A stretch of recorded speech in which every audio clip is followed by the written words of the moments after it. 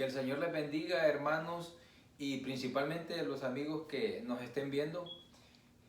Tengan ustedes pues un buen tiempo con la bendición de Dios principalmente, y siempre recibiendo un saludo de su amigo y hermano en Cristo, Julio Mejía. Y también, ¿verdad?, reciban un saludo de nuestros pastores Roberto y Gloria González de Templo Nazaret. Vamos a dar inicio a la clase, ¿verdad?, que es la lección número 5, en el cual consideraremos el tema la profecía de las 70 semanas. Un tema por demás más que emocionante. Pero vamos a orar para poner en manos del Señor, en manos del Espíritu Santo, lo que vamos a hacer y a decir. Señor y Dios Todopoderoso, grande eres, Señor. Nuevas son tus misericordias, Señor, cada día, Señor, en cada mañana, Señor. Y aún, Padre bendito, en la tarde, cuando termina el día, va declinando, tu misericordia, Señor, se ha extendido. Señor, que sea tu Espíritu Santo, Señor, usándonos, usando a aquellos que van a oír y van a ver, para que podamos aprender de estas cosas, Señor, que son tan importantes. En el nombre de Cristo Jesús. Amén y amén. Bueno, el tema que tenemos ahora, como decía, es por demás más que interesante, ¿verdad? Y es la profecía de las 70 semanas. Y para hacer un pequeño preámbulo, ¿verdad?, una recapitulación, entendemos que el tiempo ya ha pasado y Daniel ya es un anciano. Ya no es aquel muchachito del capítulo 1, ¿verdad?, que el rey Nabucodonosor mandó a llamar cuando le soñó el rey Nabucodonosor la estatua y Daniel le reveló el sueño. Entonces aquí ya pasaron los años. Así es que vamos a la lectura, y hay una verdad central en esta clase y es muy bonita, me gusta mucho, y vamos a reflexionar brevemente en ella, y es que Dios obra a través de la oración intercesora para atraer a las personas a sí mismo. Así brevemente vamos a subrayar acá que Dios obra, o sea, Dios hace una obra a través de la oración intercesora. No es simplemente una oración, es una oración intercesora. ¿Qué es una oración intercesora?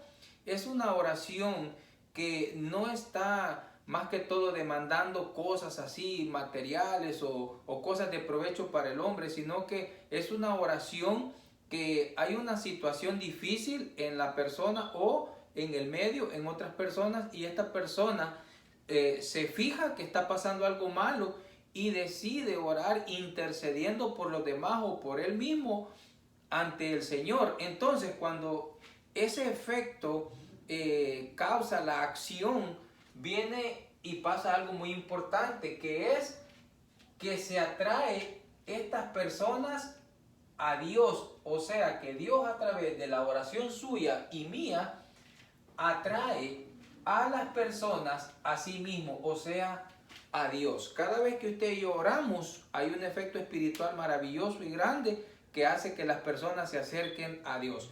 Y la verdad central es más que interesante. Ahora, el versículo clave, siempre digo, ¿verdad?, a los hermanos y a los amigos que nos puedan estar sintonizando, tengan su Biblia en el capítulo 9 de Daniel. No nos vamos a mover de ahí. Tal vez vamos a mencionar algunas citas de otros libros, pero no creo que las vayamos a leer. Nos vamos a enfocar directamente en Daniel capítulo 9. Y en su guía de estudio, téngala abierta, pero mayormente la Biblia, en el capítulo 9. Y dice el versículo clave, que es Daniel 9:16, un versículo bien largo que no lo voy a escribir, ¿verdad?, por cuestión de tiempo, pero lo vamos a leer. Y dice: Oh Señor, conforme a todos tus actos de justicia, apártese ahora tu ira y tu furor de sobre tu ciudad Jerusalén, tu santo monte, porque a causa de nuestros pecados y por la maldad de nuestros padres, Jerusalén y tu pueblo son el oprobio de todos en derredor nuestro. Aquí lo que estamos viendo es de que había una temporada bastante difícil y que Daniel lo estaba viendo. ¿Por qué? Porque él toda su juventud había crecido bajo la esclavitud primeramente de un reino de Nabucodonosor, y luego cuando llegaron los medos y los persas y derrotaron a Babilonia, ya cayeron en poder los judíos en manos de otro imperio. Pero Daniel está muy atento y es lo que vamos a leer en la palabra de Dios. Vamos a ir a la Biblia y vamos a leer los versículos del 1 al 5 del capítulo 9. Y dice la palabra de Dios: en el año primero de Darío, hijo de Asuero, de la nación de los Medos, que vino a ser rey sobre el reino de los caldeos, en el año primero de su reinado, yo, Daniel, miré atentamente en los libros el número de los años de que habló Jehová al profeta Jeremías, que habían de cumplirse las desolaciones de Jerusalén en 70 años. Y volví mi rostro a Dios, el Señor, buscándole en oración y ruego, en ayuno y cilicio y ceniza.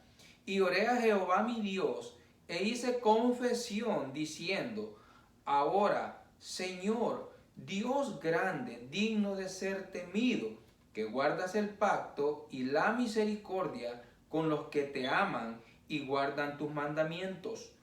Hemos pecado, hemos cometido iniquidad, hemos hecho impíamente y hemos sido rebeldes, y nos hemos apartado de tus mandamientos y de tus ordenanzas. Vamos a detener ahí la lectura, que es parte del primer punto, que tiene como título oración de confesión.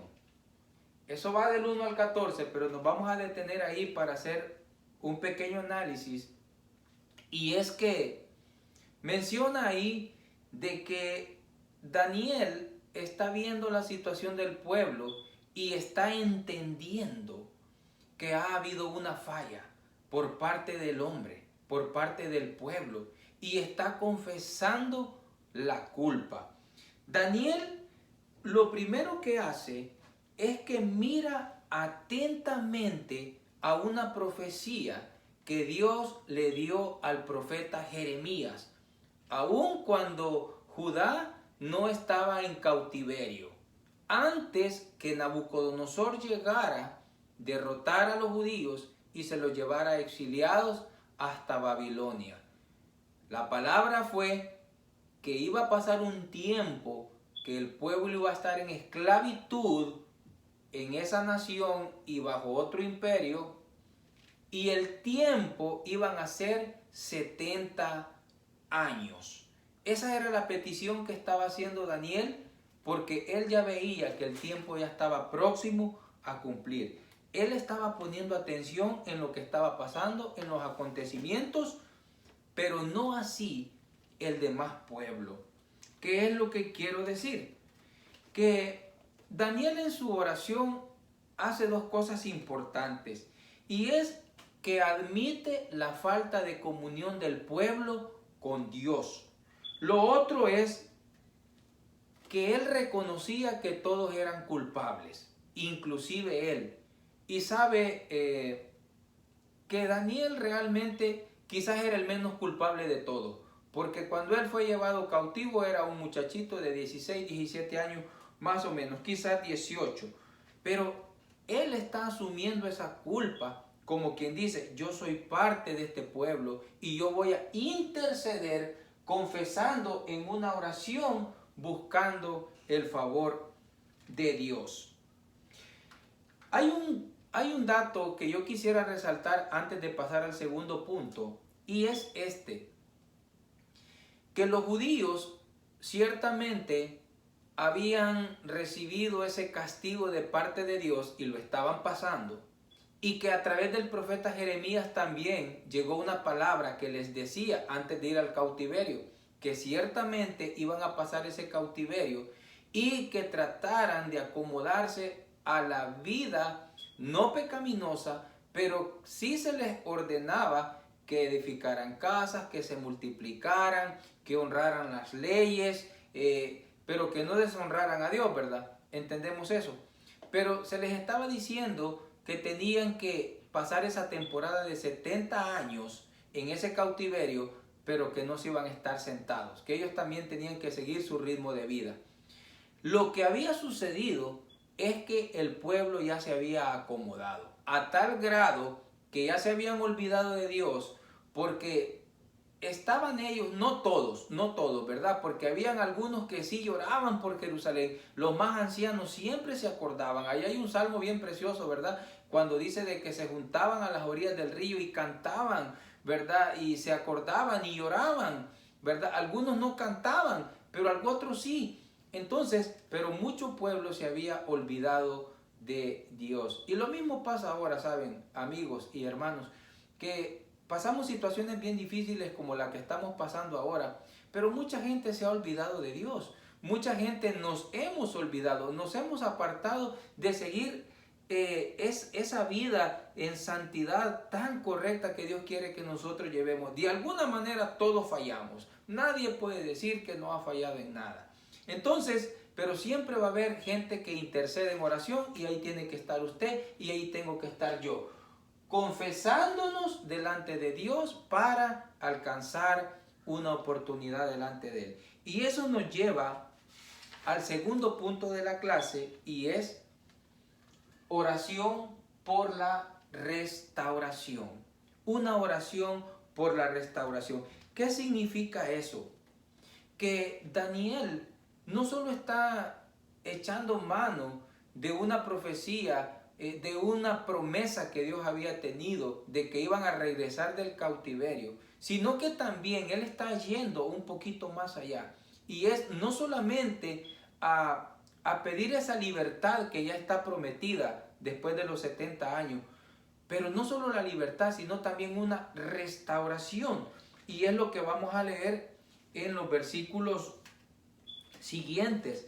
Nos vamos a ir nuevamente a la Biblia y vamos a leer en el versículo 15, que es del 15 al 19, y dice vamos a leer el 16, dice: Oh Señor, conforme a todos tus actos de justicia, apártese ahora tu ira y tu furor de sobre tu ciudad Jerusalén, tu santo monte, porque a causa de nuestros pecados y por la maldad de nuestros padres, Jerusalén y tu pueblo son el oprobio de todos en derredor nuestro. Voy a hacer una pequeña pausa acá para resaltar un par de cosas que son muy importantes. Está hablando primeramente que Dios es un Dios justo. Está hablando de que también Dios, a pesar de que es un Dios justo, un Dios de amor, la Biblia aquí nos está diciendo que Daniel le está diciendo: aparta ahora tu ira y tu furor. ¿Sabe, hermanos? Si hay algo que nosotros como cristianos y las personas también que profesan alguna religión o no profesan ninguna religión, pero que creen en Dios, es bueno considerar que Dios es un Dios de amor, de perdón, de misericordia, pero que también es un Dios de ira, de furor y de castigo. Pero no es una ira injusta o no, es una ira santa, que cuando su misericordia el hombre abusa de ella, viene la mano de Dios y dice: también soy un Dios de amor, pero también de fuego consumidor, y que castiga y que azota y lo hace por amor. Y sabe que Dios se duele del castigo, así como usted, si es padre y su hijo se porta mal y usted le castiga merecidamente, usted tiene que hacerlo. Y yo sé que a usted le duele en su corazón, a usted como madre le duele en su corazón, a un padre le duele en su corazón, pero debe de hacerlo para corregir. Entonces, si nosotros lo hacemos, ¿cuánto más Dios, que es el creador y el hacedor de todas las cosas? Pero viene Daniel y está enfocando aquí que Dios quite ese furor de sobre Jerusalén, porque Jerusalén, recuerde que está asolada. El templo que Salomón hizo está destruido. Nabucodonosor lo había saqueado y hasta le habían prendido fuego, lo habían desbaratado totalmente. El lugar donde se adoraba a Dios, Dios mismo había permitido que fuera saqueado, demolido, quemado, como haya sido, pero fue destruido su propio templo. A veces nosotros creemos que porque le servimos al Señor y que porque ponemos las cosas que nosotros tenemos al servicio de Él, nosotros ya podemos hacer lo que nosotros queremos. Y no es así. Porque Dios aún esas cosas que nos ha permitido tener, Él las puede quitar, Él las puede destruir. Si Él quiere hacerlo para que nosotros entendamos, Él lo va a hacer. Sus talentos, sus propiedades, su dinero, su posición económica, su poder, su autoridad, lo que usted quiera, lo que usted tenga. El día que Dios quiere o quiera por su culpa y por mi culpa, Dios la va a quitar. Entonces es de que caminemos en temor a Dios. Hay una palabra aquí que menciona Daniel y es la palabra oprobio. Está diciendo que a causa de la maldad del pueblo ha sido Jerusalén oprobio. Pero esta palabra oprobio, fíjese que es bien interesante y ya la ha escuchado usted alguna vez y yo también. Pero la palabra oprobio significa literalmente deshonra y vergüenza. Eso es la palabra oprobio. ¿Cómo podemos poner un ejemplo más o menos para entender?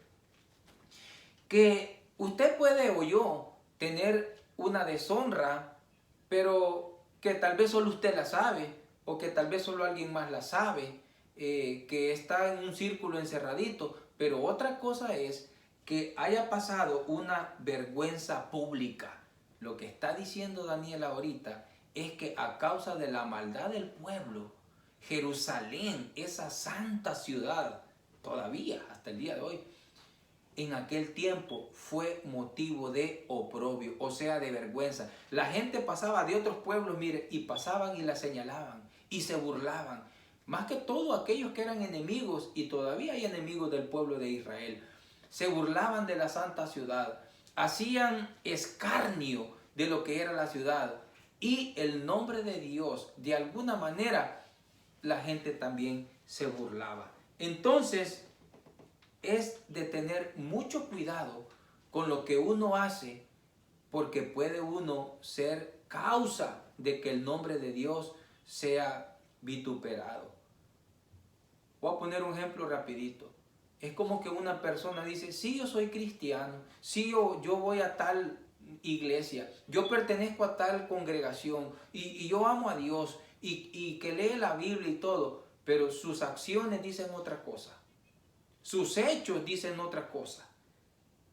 La gente dice, yo para ser como ese cristiano, mejor no soy nada.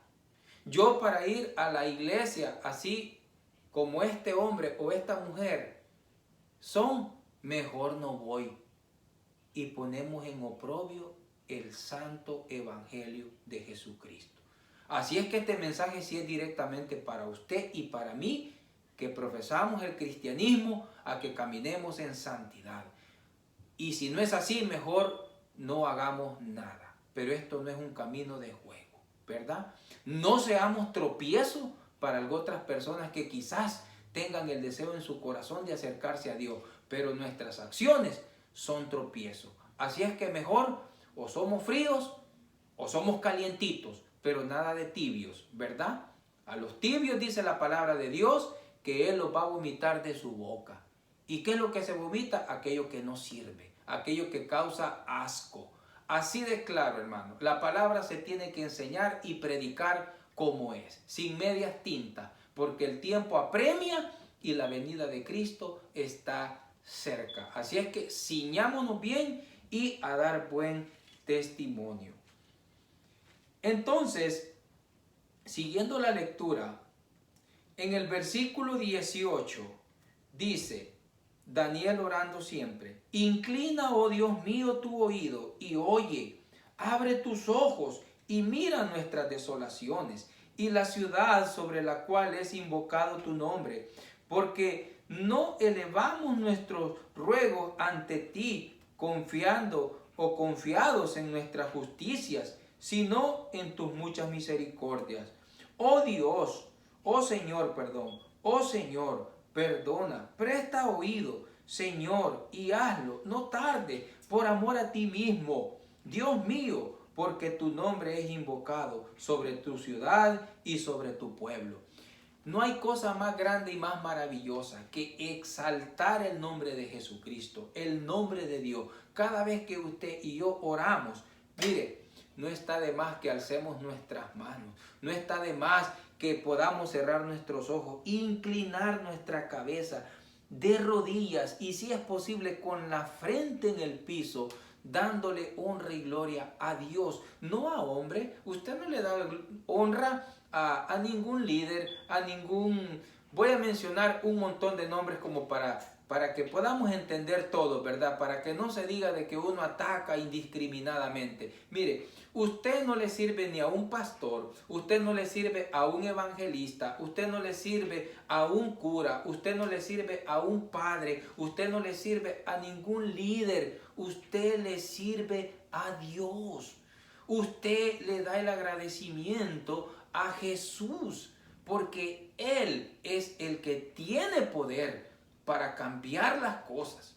Ni el hombre ni la mujer puede hacerlo, porque la misma Biblia dice, maldito el hombre que confía en el hombre. Así es que nuestra confianza tiene que estar depositada siempre en Dios, que Él es el que puede cambiar las cosas. Nuestra oración de intercesión debe estar motivada, mire qué bonito esto, debe estar motivada siempre por la necesidad de aquellos por quienes están pasando situaciones muy difíciles, muy adversas.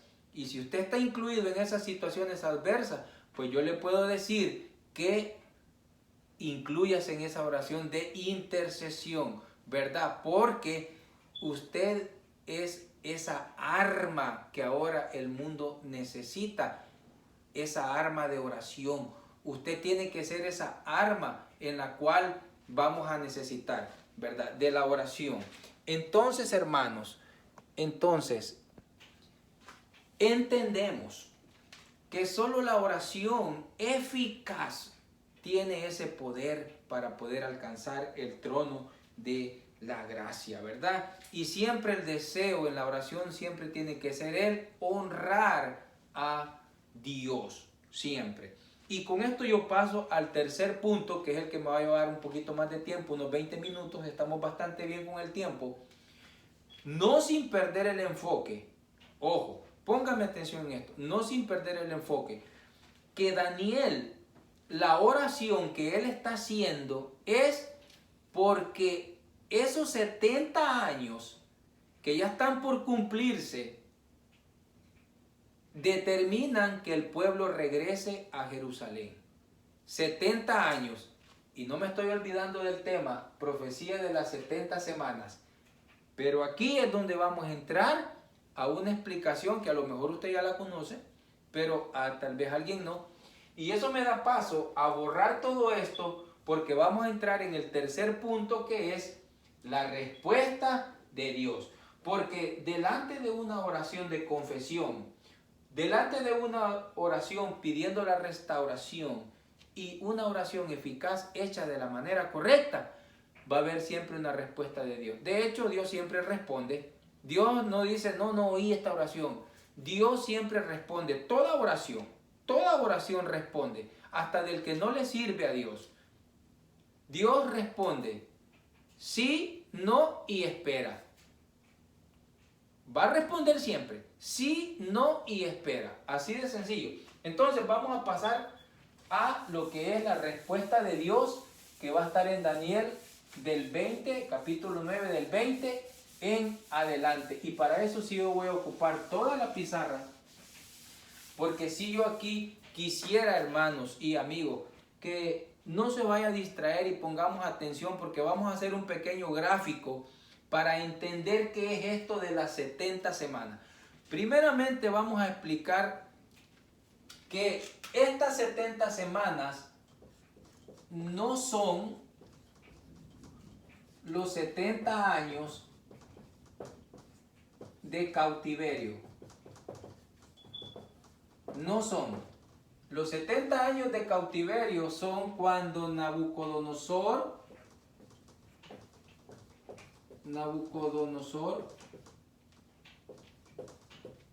se llevó el pueblo a Babilonia,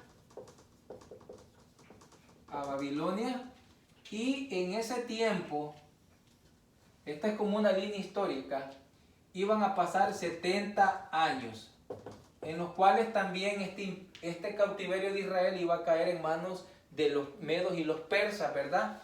Entonces, Daniel está como quien dice, aquí está Daniel. Entonces, Daniel prácticamente ya transcurrió todo este tiempo, estos 70 años, y Daniel tenía como unos 16 años cuando fue llevado cautivo. Entonces, estamos hablando que Daniel ya andaba por unos 80 y pico de años, 90 años, más o menos, unos 90 años, digamos. Entonces, Daniel ya era un anciano y él está viendo la profecía de Jeremías. Y está diciéndole a Dios, este tiempo ya está pasando. Ahora viene la respuesta.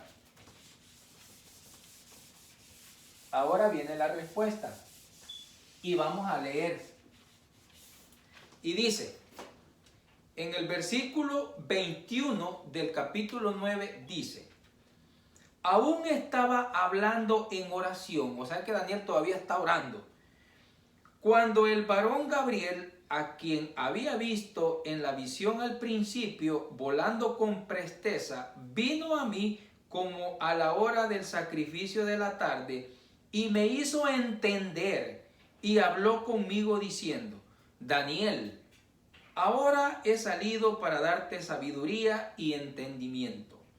Al principio de tus ruegos fue dada la orden, y yo he venido para enseñártela, porque tú eres muy amado. Entiende pues la orden y entiende la visión. Aquí está la clave, hermano. Si usted gusta, marque en su Biblia.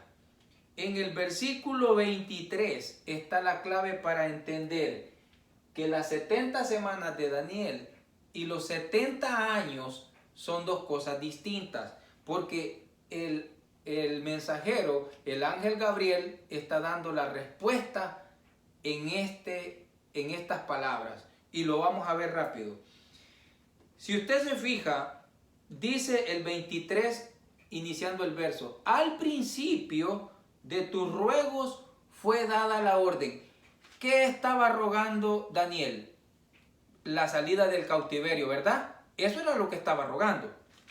Y dice que al principio de esos ruegos fue dada la orden. ¿De qué? De que el pueblo iba a regresar. Ahí él está respondiendo.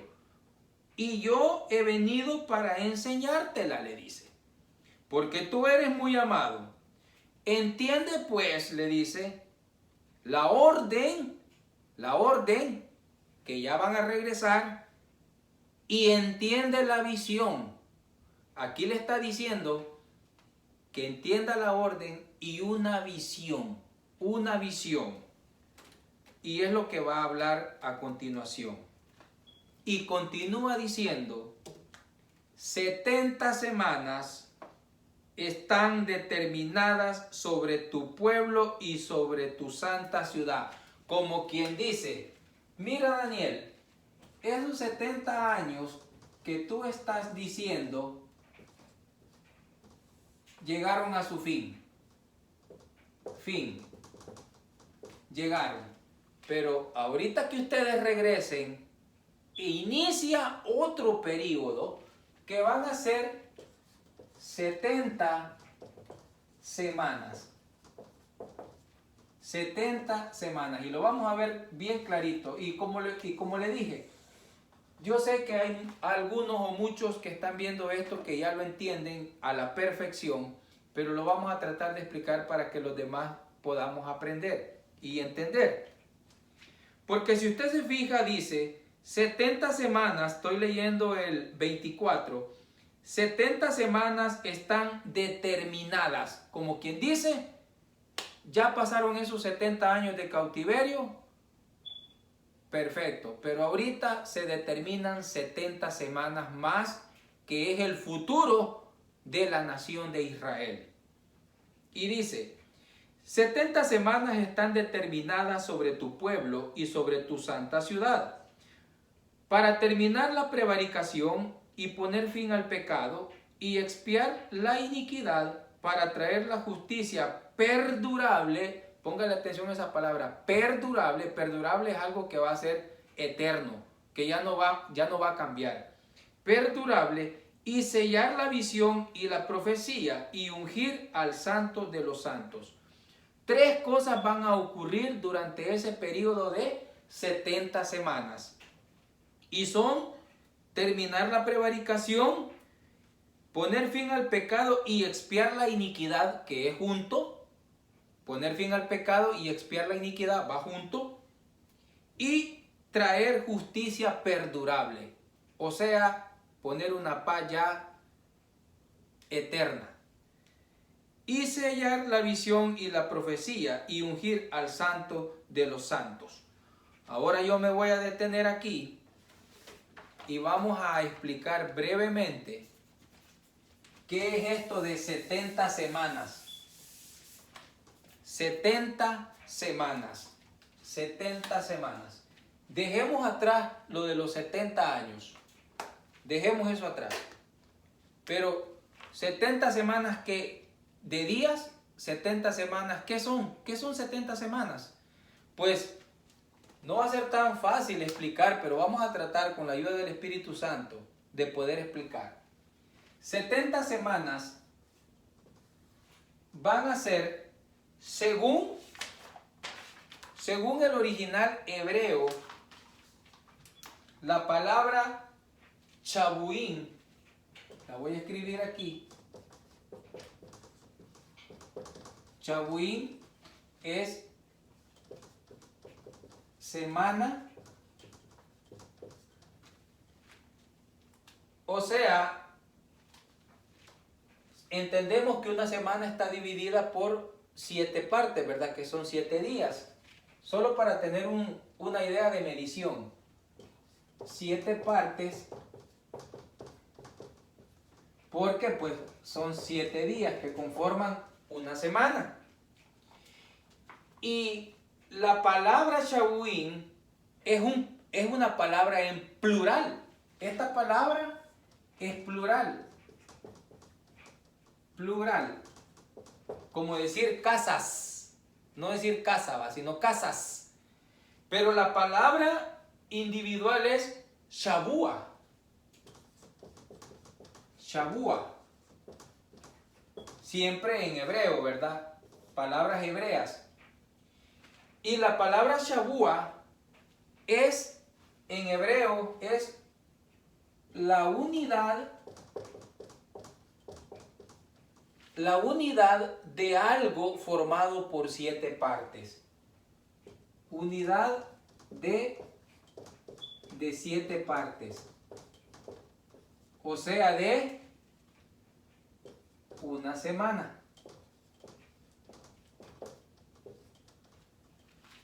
Ahora bien, ¿y estas semanas son semanas literales? ¿O qué significa? ¿Qué periodo de tiempo es semana? ¿Meses? ¿Semestres? ¿Trimestres? Pues son años. Son años. O sea, 70 semanas, tomando en cuenta que son años, multiplicado 70 por 7. 70 por 7, porque ya entendimos aquí el término de Shavuín y Shavua. 70 por 7 nos va a dar 490. Este es el total que da multiplicando 70 por 7. 490. Ahora, ¿serán 490 días? 490 meses. Son años. Y ya vamos a ver por qué. Son 490 años. Y tienen que ser porque matemáticamente, históricamente, lógicamente hablando, tienen que ser años. Porque si no son años, es imposible que la profecía, como la vamos a ver, pudiera cumplirse todo lo que se dijo, todo lo que Gabriel vamos a leer ahorita, todo lo que eso que dijo Gabriel se cumpliera periódicamente, estoy hablando periodo de tiempo, tenía que suceder en este lapso de tiempo. ¿Por qué? Porque si hubiera sido en menos tiempo, es decir, como por decir meses o menos de estos años, la profecía no encuadra en la historia, porque lo bonito y maravilloso, por eso yo amo la palabra de Dios, amo la palabra de Dios con todo mi corazón, porque todo lo que se ha dicho en el pasado, que iba a suceder en el futuro, se ha cumplido al pie de la letra. Y es más, nosotros con nuestros propios ojos estamos viendo cosas que se profetizaron y ya las estamos viendo delante de nuestros ojos. Y esto es parte de lo que ya estamos viendo, porque parte de esta profecía, de estas 70 semanas, ya se cumplió. Y déjeme decirle, y no se me vaya a asustar, casi estamos a un poquitín que se haya cumplido todo esto. Y ya lo vamos a ver rápidamente. Entonces vamos a leer el versículo 20, me quedé en el 24, vamos al 25. Sabe pues y entiende. Mire que esta palabra de entiende, se aplica tantas veces porque es lo que Dios quiere, que nosotros entendamos. Nosotros como cristianos deberíamos de entender estas cosas, para no estar así viendo solo las nubes, viendo que están pasando las nubes y viendo los carros pasar. Tenemos que tener esa responsabilidad de estudiar la palabra de Dios. Dice, sabe pues y entiende que desde la salida de la orden para restaurar y edificar a Jerusalén hasta el Mesías príncipe, habrán 7 semanas. Me voy a detener ahí porque yo voy a hacer un gráfico y yo no quiero que se confunda usted. Y usted puede ver el video las veces que sea necesario para que podamos entender. Fíjese bien, voy a hacer otra línea aquí, pero va a ser una línea un poco más amplia. Voy a tratar acá de guardar el pulso para que entendamos más o menos. Ok, esta es una línea histórica. Y aquí yo voy a poner AC y voy a poner DC. Yo creo que usted me entiende, ¿verdad? Antes de Cristo y después de Cristo. Cuando vino Jesucristo, los años se contaban de arriba para abajo, como quien dice una cuenta regresiva, 9, 8, 7, 6. Pero cuando Jesucristo vino, se empezaron a contar hasta, digamos, ahorita nosotros estamos en el 2020. Pero anteriormente se contaba para atrás. Y cuando fue dada la orden que el pueblo regresara a Jerusalén, pasados los 70 años de cautiverio, ya dejamos eso atrás, era el año 458. El año 458 o 457, porque el dato exacto no, pero quedémonos con 458, ¿verdad? 458. Y el pueblo regresó del cautiverio a Jerusalén. Y en el transcurso, como dice aquí, en esa semana, dice que iba a haber un periodo para reedificar, restaurar Jerusalén, 7 semanas. O sea, 7 semanas son 49 años. 7 semanas nada más. Son 49 años. 7 semanas. Hasta la venida de Jesús. Cuando Jesús viniera, en ese periodo iban a pasar 62 semanas. Hasta antes que Jesucristo viniera. Entonces, este periodo, ya Israel ya no estaba cautivo por aquel imperio, pero recuerde que vinieron los romanos, y los romanos no solo tuvieron cautivo a Israel, sino que todo el mundo antiguo que se conocía.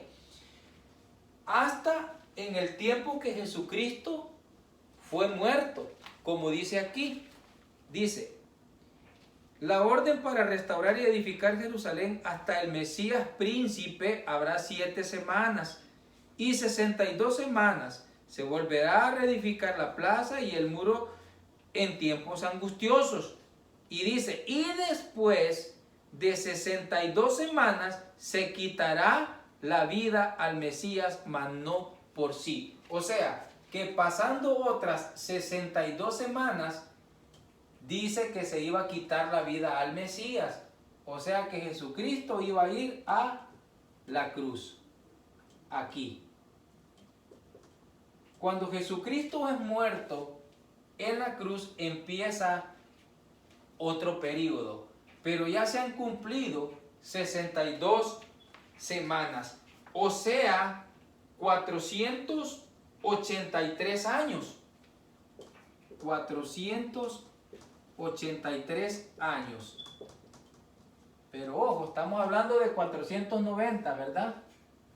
Aquí vamos a ponerlo. 490 años, porque el dato es exacto, tiene que dar. Pero cuando Jesucristo muere, dice, después de las 62 semanas se quitará la vida al príncipe, ¿verdad?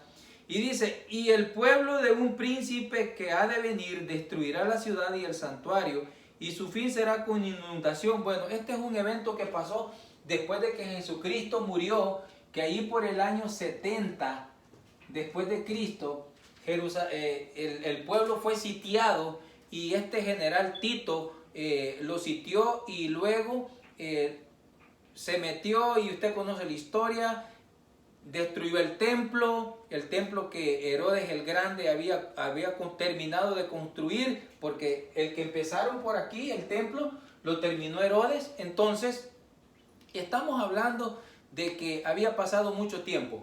Pero bueno, vamos a seguir con esta explicación porque me van quedando unos 3-4 minutos. Entonces, aquí se detiene este periodo a la muerte de Cristo. Aquí se detiene y tenemos hasta ahorita. 62 semanas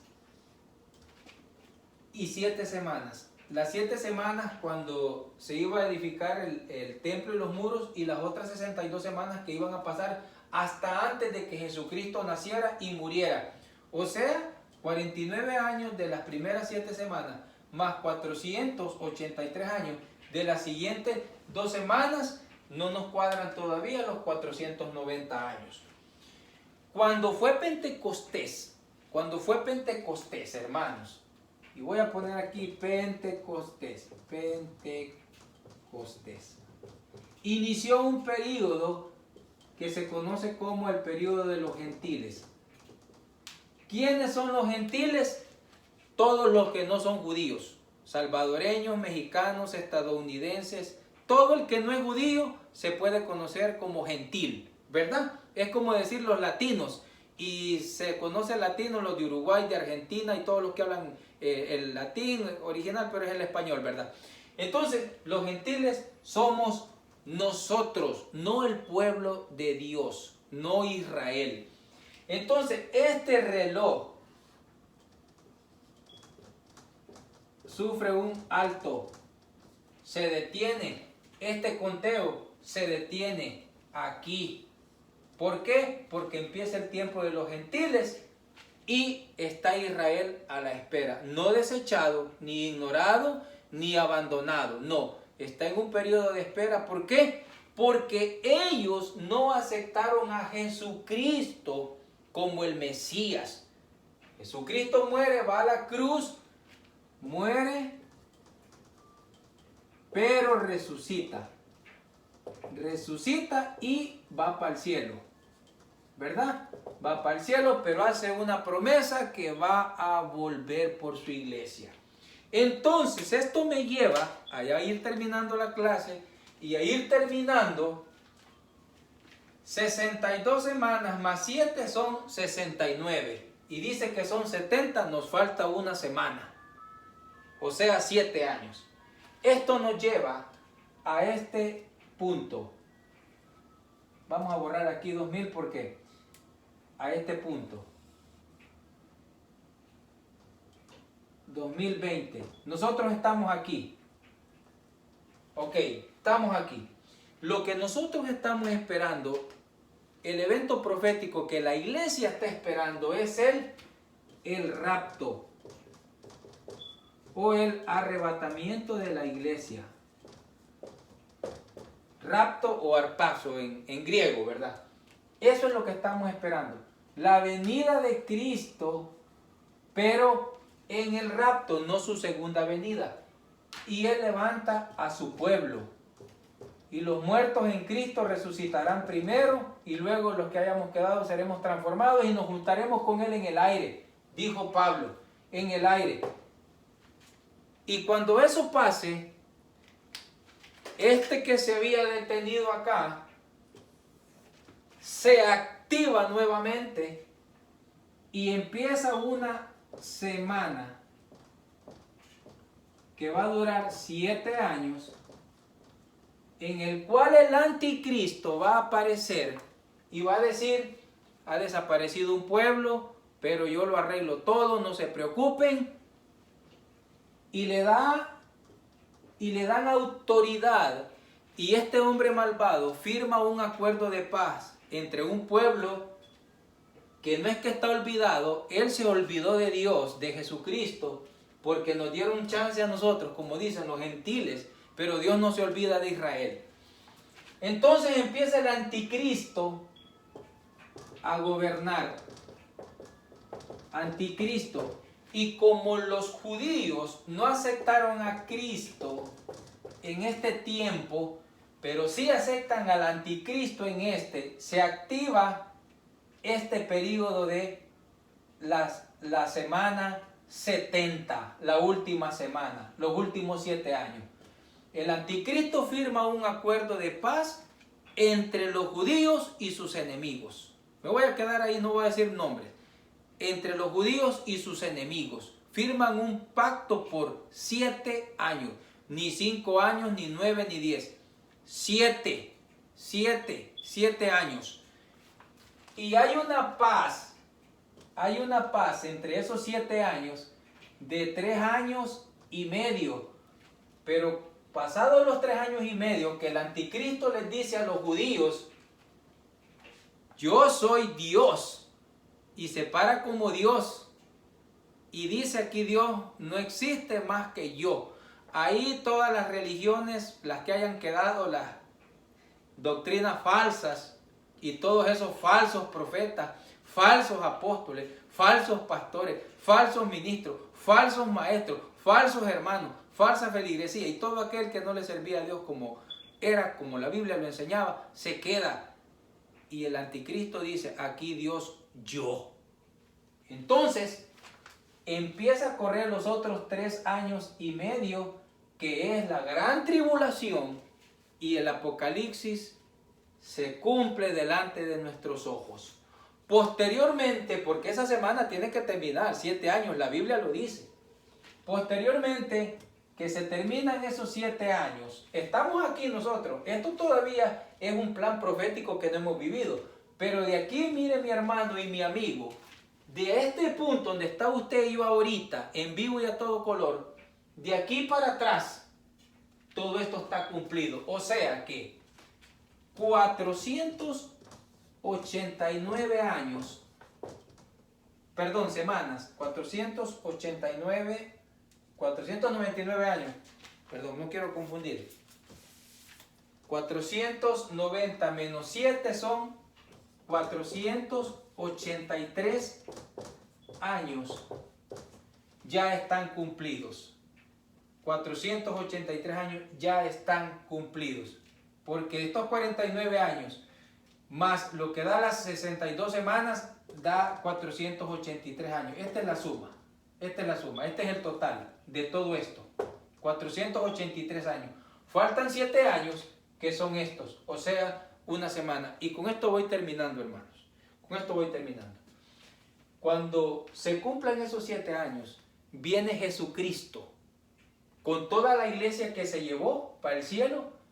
Pero entonces, cuando Él venga, dice la palabra de Dios, que todo ojo le verá, todos los que hayan quedado, toda la gente que hay aquí pasando esas tribulaciones tan horribles, van a ver a Jesucristo viniendo en las nubes. Lo van a ver venir con poder y gloria y todos los santos con él. Todo ojo le verá. Y aquí empieza entonces esa restauración tan anhelada que son el reino de Jesucristo sobre el hombre, que va a ser un milenio, pero eso es parte de otra clase. Yo termino, hermano, que Dios me le bendiga. Si algo no ha quedado tan claro, sigamos estudiando la palabra de Dios. Nos esforzamos, hermanos, nos esforzamos por ser de bendición para usted. No lo sabemos todo, pero tratamos de poner nuestras capacidades en manos de Dios para ser de bendición para usted. Voy a orar brevemente en 30 segundos, hermano, para dar tiempo a lo que sigue. Señor y Dios Todopoderoso, te doy gracias, Señor, porque ciertamente, Padre bendito, no lo merecemos. No merecemos, Padre Santo, tanta bendición que tú has puesto delante de nosotros, con ese perdón tan grande a través de la muerte de Jesucristo en la cruz. Pero no solo la muerte, Señor, porque si hubiera sido solo muerte, hubiera sido incompleto.